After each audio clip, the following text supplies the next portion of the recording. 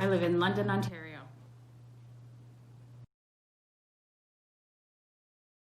I'm currently the Director of Communications and Government Relations for the City of London. I was a camper at Pearce Williams in the late 70s.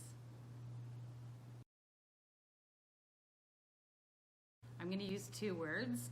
The first one is belonging. I think at Pearce Williams, I always felt like I was a part of something and that I belonged, whether it was a part of my cabin or part of the broader group of kids that were there that year. And the second one is seen. I felt like all of the counselors really made an effort, even way back when, to make sure that every child felt seen and recognized and important as part of their cabin.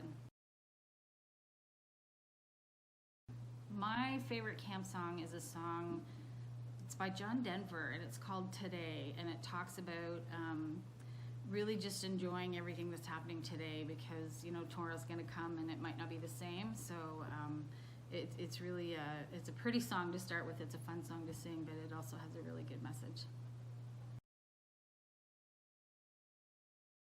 When I was really young, I always liked storytelling and writing stories, and when I was probably about 8 years old, I thought that I would be a reporter, a journalist. So I went to school for communications and journalism, and I worked for a year as a freelance writer for the Windsor Star.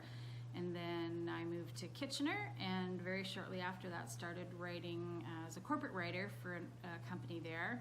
And I really enjoyed corporate communications and just kind of kept working my way through it. There are always different opportunities to do different things. So every time something came up that was a little bit different than what I was doing, I said yes, and found my way to directing communications for the City of London. My best memory of Pearce Williams. I'm going to cheat and have two again.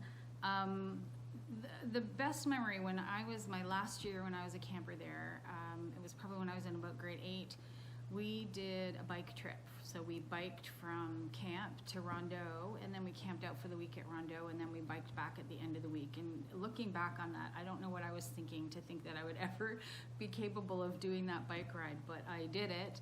And I camped at Rondeau for the week, and then we biked back, and I don't think I've ever felt so accomplished as a kid, just the fact that I could survive that, because I was never very athletic, so it was quite an adventure for me.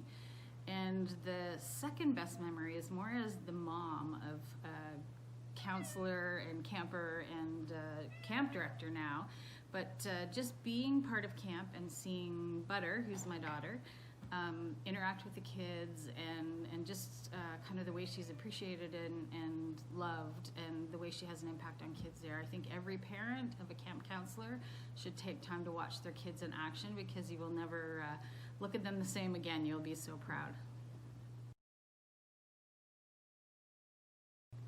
I learned at camp that even when you don't think you can do something, A, it can be fun trying, and B, you probably can. So, we all have those times when we have doubts, but I think camp teaches you that it's worth a try, because even if you don't be successful in it, you can still have some fun on the way.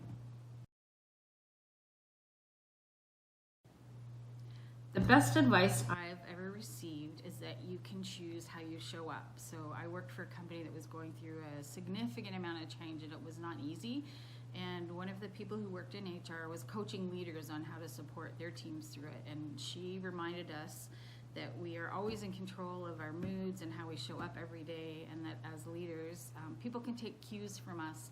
So it's really important to be aware of, even on the bad days, being in charge of how you show up. And I think it helps set the tone for teams, and doesn't mean that you can't be real, that you can't be authentic, but it means that you have the power to show up positive and show up in a way that's going to be contributing to what's happening, regardless of how hard it is. And that's actually, in these times, in COVID times, that has served me very well. I have a book that I would like to be reading. It's called The Authenticity Project, and it's a book about someone who leaves a journal in a cafe and encourages anyone who picks it up to write in it. To be honest, these times have not left me a lot of either energy or time for reading, but that's the book that I'm hoping to get to when I can get to a good book.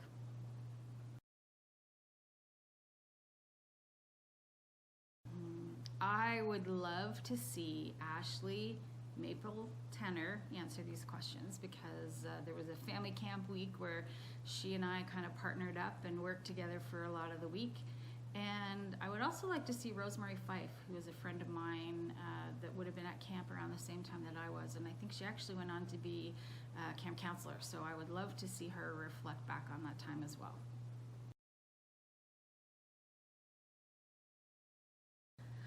Well, who knew that, I'm not even going to do the math on how many years later it is, but who knew that after all these years of me being a camper, that my daughter would be playing leadership roles at this place that still exists. It's been there for 60 years, and the thoughts of it not being there for her children actually make me very sad, because the experience that we've had as a mom and a daughter, both connected to a place that we love, is pretty special. So it would be very sad to see that not be repeated for the generations to come.